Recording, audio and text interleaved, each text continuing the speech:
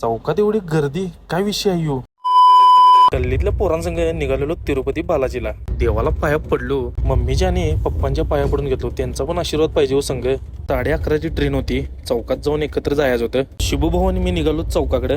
जाता जाता हत्यार बघा आपलं 8 दिवसात निवांत आहे. चौकात आलो तोपर्यंत सोम्याभाऊची इकडनं एंट्री झाली. तोपर्यंत इकडनं चंद्या आला, विन्या आला, शिब्या आला. हा भीम्या कुठं दिसेना आला. भीम्या पण आला बघा. लगेच सोम्या भावानं स्टेशनला जायला आपली इनोवा बोलवून घेतली. लगेच इनोवा मध्ये बसलो, बॅगा वगैरे ठेवलो आणि चिंगरून बसून निघालेलो. स्टेशनला पोहोचलो. पट्टापट सगळ्या बॅगा काढून घेतल्या. ही आपली गँगवाड होती बघा सगळी. आत येऊन पहिला उडकून बसलो आणि आपलं डबं जरा एसीच होतं.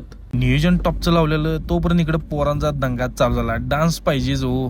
प्रवास चालू झाला. उद्या आता सकाळी डायरेक्ट 9 वाजता तिरुपती बालाजीलाच. मिरज सोडलं तर पोरांना लागल्या भुकागी. चालू केलं लगेच डबं खोलायला. 1 2 3 4 5 6 जण सगळेजण आम्ही बसलो इथं. ही दोघं भीम्या आणि साईला काय खाली बसूनच चालू होतं.